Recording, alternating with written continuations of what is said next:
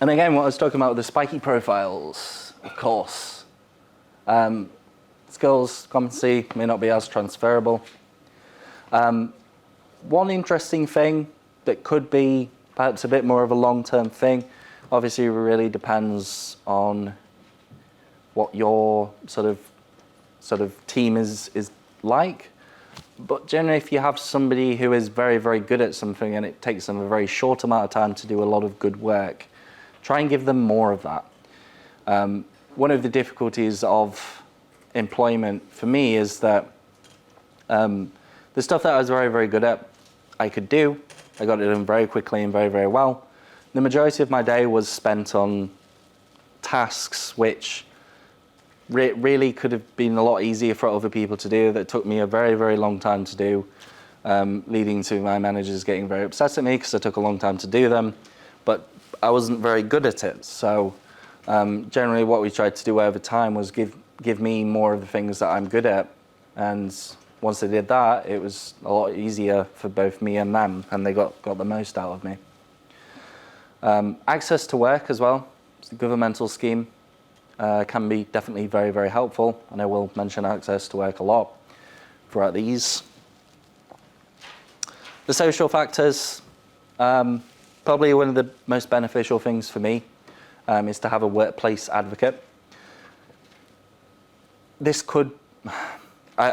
is kind of like maybe like a friend at work who, in difficult situations, difficult social conversations, that we can sort of bring in to sort of help advocate for us, because sometimes it can be quite hard advocating for our needs, especially when we have experienced through life people minimizing the things that we struggle with, not particularly understanding us.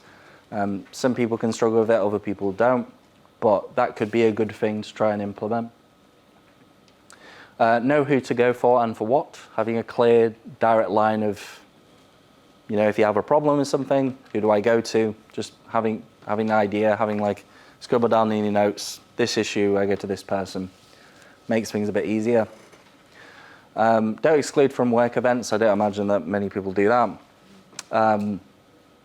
Merit-based progression, as I was talking about before. I think that's very, very important, especially for autistic people who can struggle with the social aspects. Allow and encourage self-advocacy for alone time at lunch and events.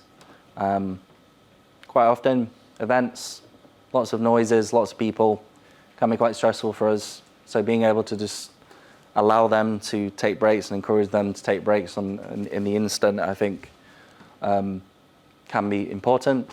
Again, very context dependent, how well you know each other, etc. And be proactive with introductions if someone's new to a room and someone, would like to have those connections, would like to network with people, but they perhaps struggle with those social aspects. Again, context dependent. Masking expectations, interesting one. Try not as much as you can to enforce masking as a mandatory thing. Quite often through my work, once I've got comfortable with an environment, I start to be myself a little bit more. And some people interpret me being myself as not being enthusiastic, not enjoying my work, because I don't necessarily express it on my face or my body language. So just being aware that perhaps the way that we look does not always, trying to force us to act a certain way quite often sort of contributes to this masking, and masking has a lot of detrimental effects on someone's sort of self-perception and mental health in the long term. Do not rely on unwritten rules in direct communications. Of course, as I said before at the start, we can struggle with that stuff. So if you don't communicate it directly, do not expect most autistic people to understand what you want, generally. Stimming, those actions that I was talking about, the rocking, even the bouncing your leg, even the spinning, the bouncing, the hand flapping, the eye flickering, is not inappropriate. And for a lot of people, it is quite crucial to their emotional regulation. A lot of us tend not to do it, especially when we're adults, because we get it taught out of us, either from our parents, teachers, sort of socially conditioned from people around us. And also, if you meet somebody, just in general, try and question these thin slice judgments that we make. A lot of people, even myself, when we meet people, the first 3 seconds, the first 7 seconds, we make an initial prejudgment about what that person is like. A lot of people can interpret a lot of autistic presentations as being like deceitful, not interested, perhaps a bit aloof, perhaps a bit... sometimes people can think that we're not intelligent because we take a long time to process stuff. Perhaps just question those and just spend a bit more time with the person before you make judgments.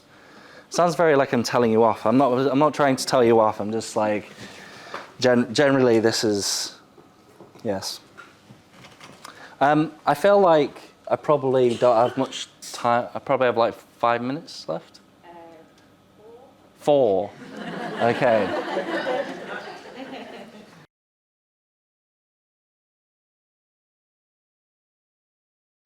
A lot of people self-identify autistic nowadays, especially usually younger people tend to be a bit more, because of the social media, people generally a bit more accepting. Like in the autistic communities, people are accepting of people who are not diagnosed, but they self-identify. It requires some level of respect. A lot of people have a lot of icky feelings around that, and there are some considerations to be made when we're talking about distributing resources sort of at a big level. But in general, if you meet someone who's self-identified, they do deserve some level of respect, because a lot of people don't have access to diagnosis depending on where they are. It can be very expensive. It can take a long time. Diagnosticians cannot be the most competent at times, and sometimes very stereotyped and stigmatized in terms of their view of autism. If you get a good one, it's great. If you get someone who is not so good and you have to show all the signs of autism, and you make a small amount of eye contact, some will say that, okay, that's an indication that you're not autistic. It's bizarre, but there's a lot of grey areas when it comes to that, so it's just worthwhile perhaps not making judgments about people if they self-identify. Employing neurodivergent brains. I know I've talked mostly about autism because I'm not ADHD, I don't have OCD, I'm autistic.